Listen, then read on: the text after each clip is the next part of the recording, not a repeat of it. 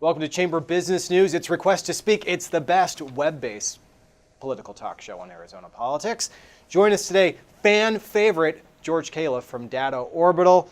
George typically represents candidates and causes that are right of center. New guest today, Josh Zaragoza from Elected Digital. Mr. Zaragoza, you're typically on the left side of the ledger. So we will duke it out today. We're going to talk about digital analytics. We're going to talk about polling, other data that's out there.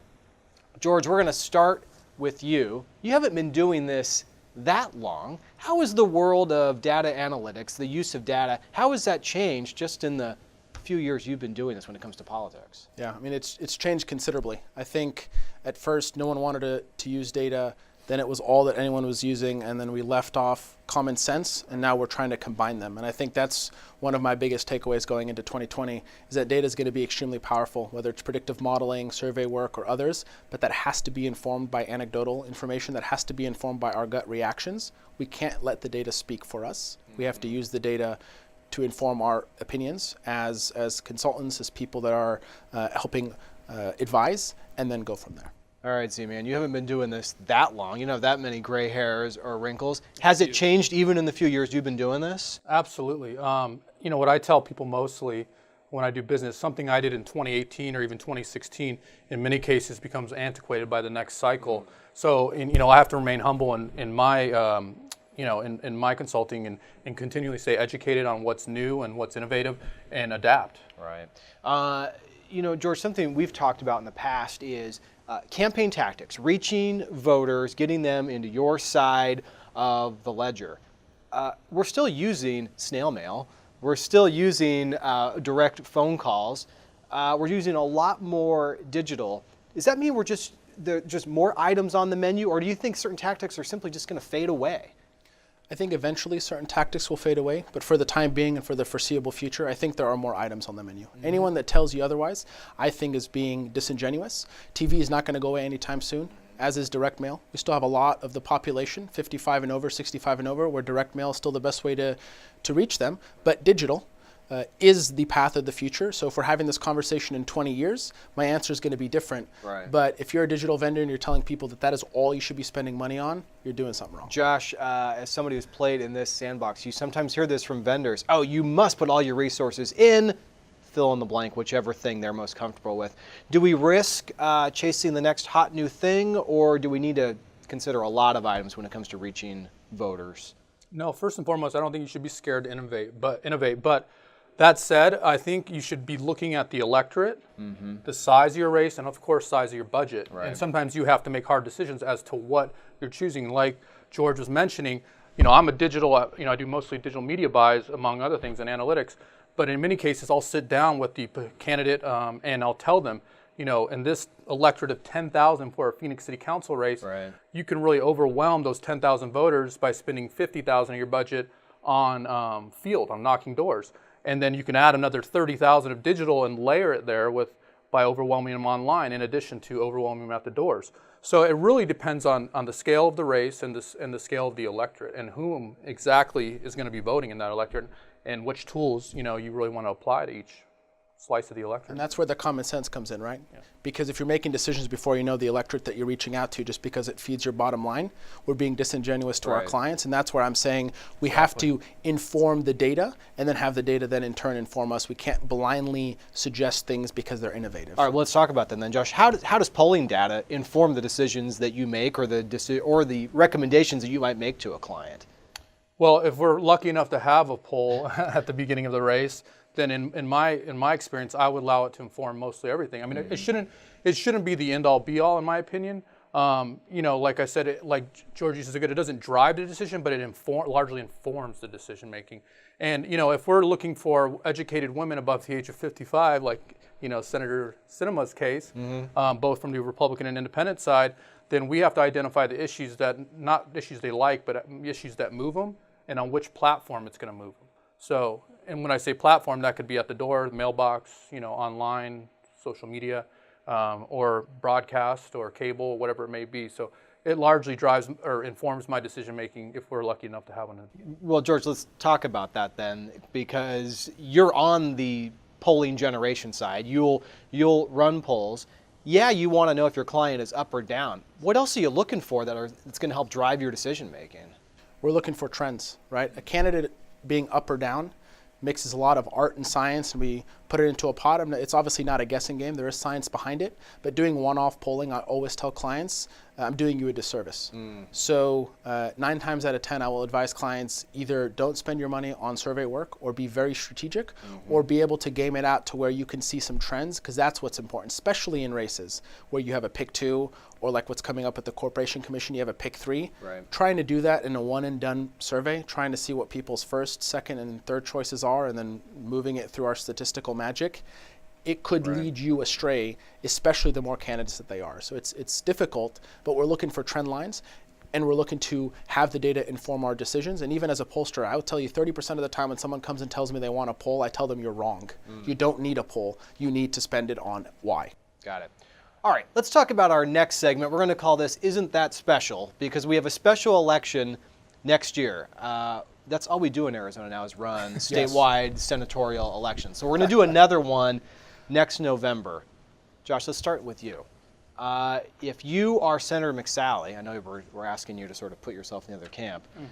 Last election didn't go the way you wanted it to go, but yet you find yourself in a position where you're actually in office and you're running again. What do you need to do differently, or what would you need to glean from the data this time around to help you be a more successful candidate? I would find a way to be identified as an independent voice for Arizona, and not someone that the base is still going to vote for you, but at the same time that you kind of stake out a few issues that are away from the president that maybe perhaps he would disagree with you on, but that you're a champion for. And keep it, you got to strike that balance, which is tough, especially in Arizona, and especially the way the base operates on both sides these days. They don't treat you very well if you. So that's the way I just try to be identified as an independent voice for Arizona. George, you heard Josh say that we need to, if you're a candidate seeking not technically re-election, but to be sent back to Washington, trying to strike that independent posture. In the lead up to the last election, you talked a lot about these column shifters, typically Republican voters who were not coming home to the GOP. They were going to vote for the other party. The extent that that's going to remain a phenomenon in the next election. I'd be shocked if it didn't even grow, right? So I think striking the balance, if you're Senator McSally, is critical, right? But you have to strike the balance on both sides. The president is at the top of the ticket now. You want to perform as well as he does in rural Arizona while performing exceptionally better in Maricopa County. In order to do that, you have to talk to your base. You have to win over independents. That's doable. Governor Ducey did it. Senator Sinema did it. Right. And if you are Mark Kelly, and I'm advising a Democrat, I'd say do exactly what Sinema did and do it often and do it consistently. And you're going to have success, right? And so Senator McSally's foil to that needs to be, no, I'm going to perform as well as the president in rural Arizona, but I'm going to outperform what I did in 2018 in suburban Maricopa. That is critical. As I've mentioned multiple times, that is critical for victory. Josh, if you're Mark Kelly, are you just going to hit the repeat button on that Sinema campaign from the 2018 cycle? Yes, I would use that as a model to win. Having said that, and she did this quite well, if I were Kelly, I would be talking healthcare, and healthcare. And thank you to the president, he just brought that issue front and center. So that's beneficial to Democrats, I believe. If there is a plan the Republicans have, I don't know if it's good politically speaking. It wasn't in 2018. So I think that would be the same. I would just, if I were him, talk healthcare, and healthcare. George, I think 2018 was the year of the discipline message. It was pre-existing conditions on healthcare and drug prices. And you were hearing this from candidates that you've never heard those issues, they've never come out of their mouths before. That was the big issue. If you can identify an issue that you can ride that to the finish line, I would anticipate they would like to do so. Absolutely. I think healthcare is going to be a big deal. Quite frankly, I think both sides need to talk about it some. Obviously, we've been focusing on the federal level for our state election and our state candidates. It's going to be education. Nice. How are we going to strike that balance? How are we going to strike that tone? I think immigration is never going to go away. How do we talk about immigration? I don't think actually it was the focus in 2010, 2012 some. I don't think it's going to be as much of a focus this year as it was then, but I think we have to talk about it. There's some serious issues that are happening, especially if the border and any chunk of it ends up closing for any amount of time, that's going to be substantial.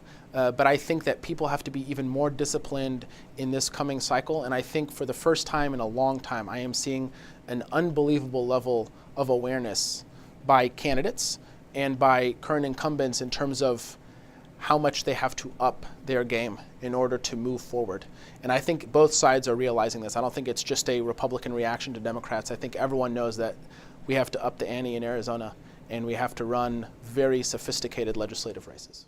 Great. All right. Segment 3, this is why you tune in. Read, watch, listen. Our panelists are going to make a recommendation as to something that you ought to be reading, listening to, or watching. All right, Josh, you're up first. What do you got for us? I'm going to recommend 2 books that I've read within the last year and are still couldn't be more important for consultants and insiders alike.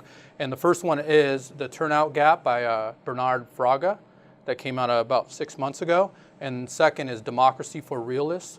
And these are by 2 academics at a University of Michigan.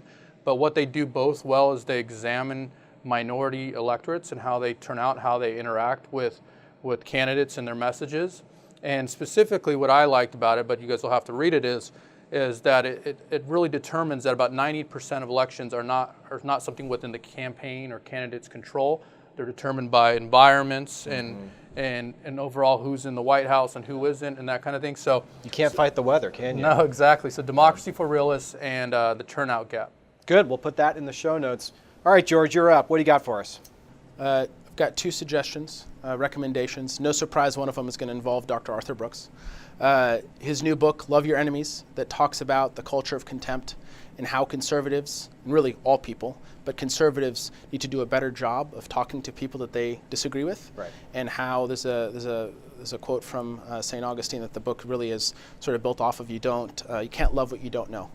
I highly recommend that book. It's just came out to the public. It's excellent. Then the other recommendation is a data newsletter that gets put out by Patrick Ruffini's outfit, Echelon Insights. It's called The Intersect, and it aggregates all kinds of political and policy data stuff, and then one sports one for all you sports fans. Please. In a once-a-week email on Fridays. Great content. I've received it for about a year, and it's never disappointed. Good. Great picks. I didn't prepare a pick, so I'm going to go with George here. If you haven't read Arthur Brooks, do it. He will leave you with a lesson that you cannot convince somebody to side with you and insult them at the same time. And that's something to keep in mind. If you haven't read The Conservative Heart, the book that preceded George's recommendation, then do so. All right, for George Khalaf and Josh Zaragoza, you've watched Request to Speak. Thanks for tuning in. We will see you next time.